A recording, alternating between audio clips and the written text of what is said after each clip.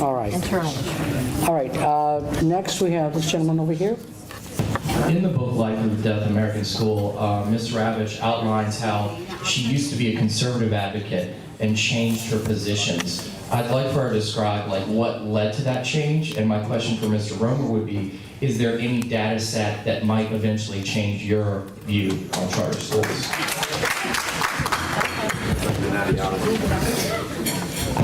Well, thank you for the question. It would require a longer answer than I'm allowed to give, but I'll just say this. I was, as I mentioned, I was Assistant Secretary for Research in the first Bush administration. I supported No Child Left Behind when it was passed. In 1998, I testified on behalf of charter legislation in the state of New York, and I was a strong supporter of all of these things and worked in 3 very conservative think tanks, including the Hoover Institution, which is really the creme de la creme of the conservative intelligentsia. So I know all of the issues from both sides. And especially in my years at the Hoover Institution, working with people like John Chubb and Terry Moe absolutely despises unions. That's like an obsession with him. But also Checker Finn and all of this, the whole group, they were very brilliant people. But we kept seeing the results coming in, and the things we were advocating weren't working. And people kept thinking, well, maybe if we tweaked here and maybe if we tweaked there. And then there was a conference that I attended in 2006, and I described this in the book, how at this conference, at a conservative think tank, American Enterprise Institute, all the papers were about how's No Child Left Behind doing at half term, 5 years into it. And there were a dozen papers from all over the country. How's it doing in California? It's not working here. How's it doing in Florida? It's not working here. How's it doing in New Jersey? Not working here. How about in this city and in that rural area? And it wasn't working anywhere. And my job at the end of the day was to sum up the papers, and I said, it's not working. That was easy. But you know, what happened was that I began to be the dissident within each of these think tanks, and I kept being outvoted 8-1, 8-1, 8-1 at the Hoover Institution. And there came a time where we were recommending what to do with No Child Left Behind, and I said, end it, don't mend it. And the other 8 said, mend it, don't end it. And I was out of there. So that's why I wrote the book. And you know, as I've come to see the world through a more critical perspective, there are a couple thoughts I want to leave with you. And I have a new book coming out in the fall. It's called Reign of Error. And there are 3 points. There are many points it makes, but these 3 I want you to take with you because this is crucial to thinking about American education. Test scores in the United States today are the highest they've ever been in history.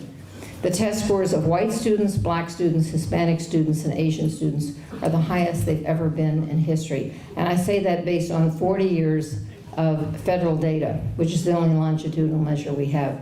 Graduation rates today, high school graduation rates today, are the highest they have ever been in history. Dropout rates are the lowest they have ever been in history for every group, white, black, Hispanic, and Asian. The poorest kids, the ELLs, the kids with the greatest needs, of course, are the ones who are at the extremes. But for every single group, white, black, Hispanic, and Asian, those rates are the best they've ever been in history. You have been sold, the whole country has been sold a false bill of goods about the failure of American education. American education is not failing. It's been a tremendous success. Thank you. He had asked me a question. Do you want me to answer? He had asked me a question. Okay, go ahead. Yes. He asked about, would there be a data set that would make me change my mind? You know, charter schools are individual schools. So I support the same concept with traditional public schools, which is to empower each individual school to make decisions for themselves.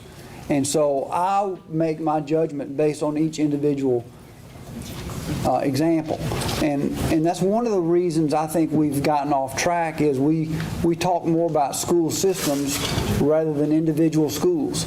We have some outstanding individual schools of all types, but we also have a large number of schools, and there's some of those are charter schools who aren't getting the job done. And we need to address each of those instances. And one of the ways I like to address it is to empower the people in the school building to actually make decisions about their own school. They know their children better than I. They know what they need most in their classroom. And that's the idea of a charter school. I would support that same idea on the traditional public school side, which is autonomous schools, the idea that a school should determine its own fate, not a school system. And so you ask what data set I would use a data set on each individual school basis. But you would Thank you. never change the way you think about charter schools. Can I just make a... They're good charter schools and they're bad charter schools. That was my point. Okay? Okay, I just want to make a brief comment, and I respect Mr. Romer, Chaz, you know, and I understand where he's coming from, because I was part of that world for so many years. A public school is not a shoe store. And I actually gave a speech with the title, "A Public School is Not a Shoe Store." We don't open and close them based on how many shoes they sold. A public school is a public responsibility and a public good and a public service. And it's like having a park in your community. If that park has broken benches, if it's littered, you pick up the litter, you fix the benches, it's your community's public park. If you say, gee, there's litter, the benches are broken, let's give it to a developer. They can put a high-rise up there and we can use the tax money. That's wrong. That's your community park, that's your community school. If it ain't working, fix it.